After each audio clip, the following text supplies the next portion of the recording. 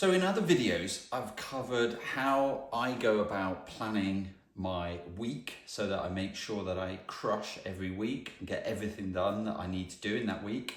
I've also got a coaching video on helping you plan your day so that you make sure you focus on the right tasks and get the right things done at the right time. Now, this training goes up right a level, and it looks at how you go about planning your entire year and making sure that before you start that year that you plan what you need to do in that year and achieve what you need to achieve, and so you plan the year rather than it planning you. And this is a method that I learned from my coach, and I've adapted it slightly to make my needs and integrate it with the way that I work. But I'd like to share this with you on this video to help you overcome some of those challenges that probably you have, where you get into the year and you find that you haven't got time to do the things you want to do, or you're not focusing on the right things in the year to get the right, what I call balance. Now, some people don't like the phrase balance, but I like it because I think we all have multiple demands on our time. So we have our work or our business if we're an entrepreneur, we have our family, we have our hobbies, we have our friends, and so on, and they all compete for our time. So the idea of this is to pre-plan your year so that you get a balanced year overall. This has been really invaluable, and this is my one. Again, like everything I do, I recommend you do it on a piece of paper rather than in Excel or on PowerPoint. I always recommend a physical piece of paper. I don't know why, but there's something about getting a piece of paper and getting some colored pens. So I've got some highlighters, and I generally do this in pencil to start with, so that I can rub it out and move things around. This is my actual planner, and I use colors to make it visually appealing and understandable. So for example, green are family time, family vacations, holiday time. Orange are work trips and time away. Pink are important sort of family events. So now you can get these templates off of the internet, right? With all the days of the year for the next year.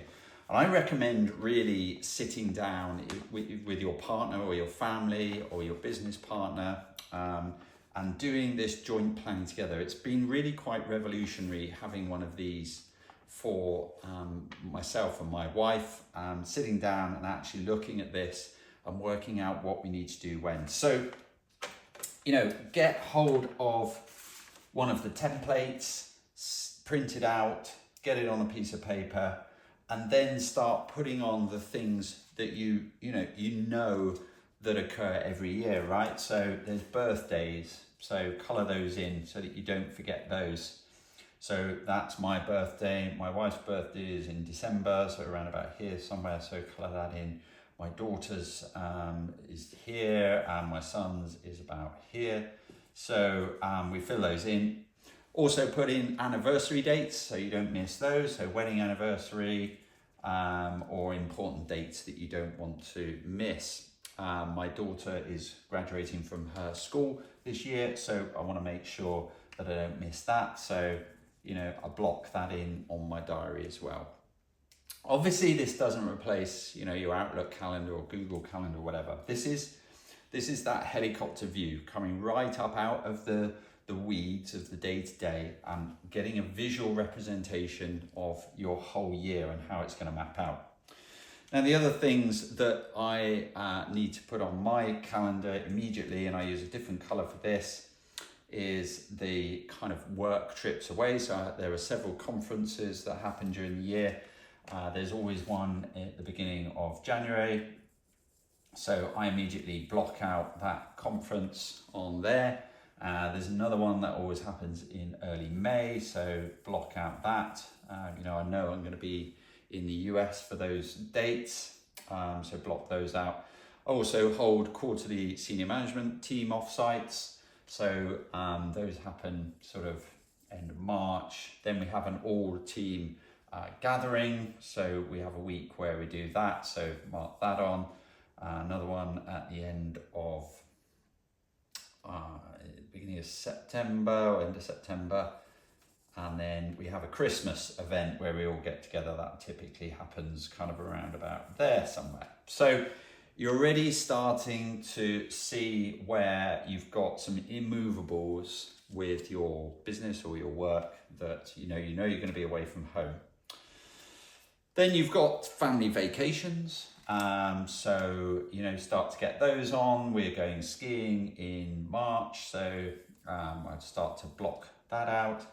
Maybe you take some vacation in the summer. So, block out whatever there. Maybe you take some time at Christmas, blocking out, whatever time you want at Christmas. And I tend to write on here as well. On this paper version, I actually write in pencil what the thing is.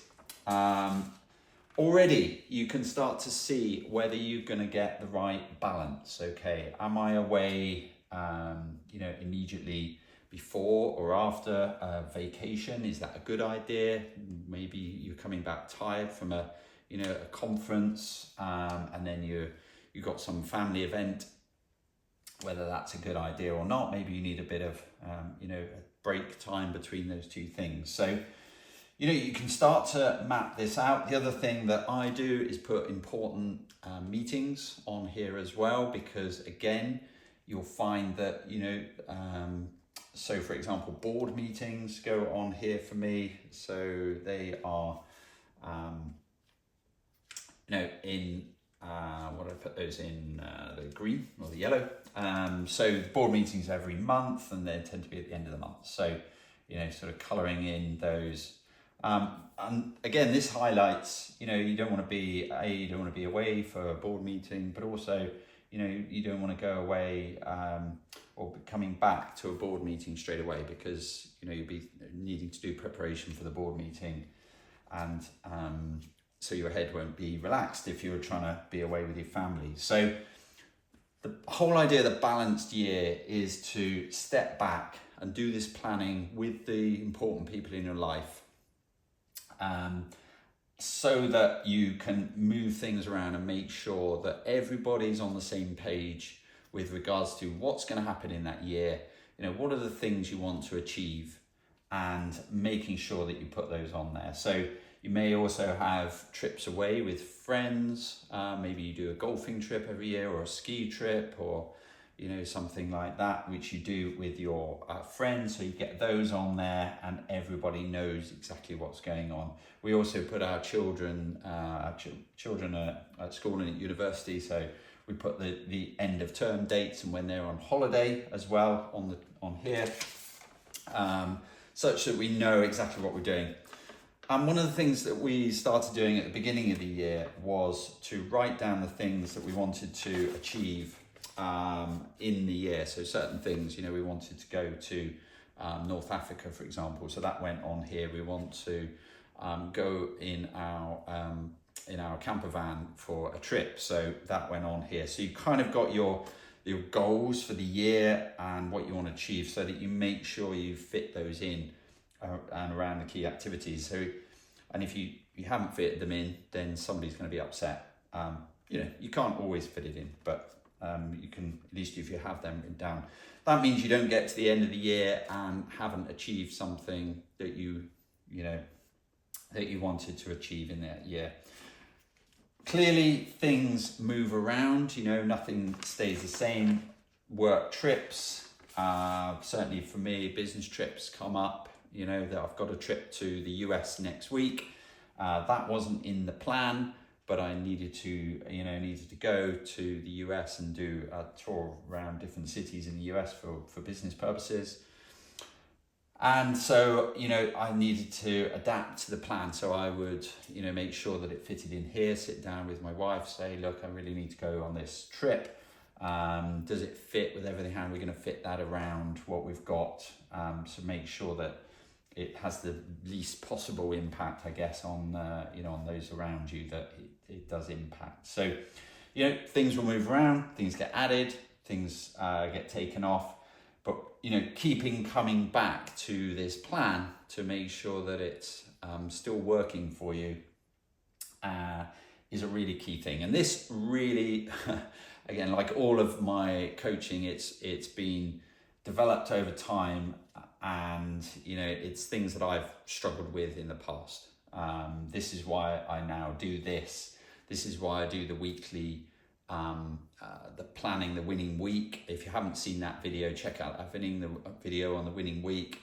The dream day these are all born out of experience of not doing this very well. And so, these techniques, I hope you find them useful.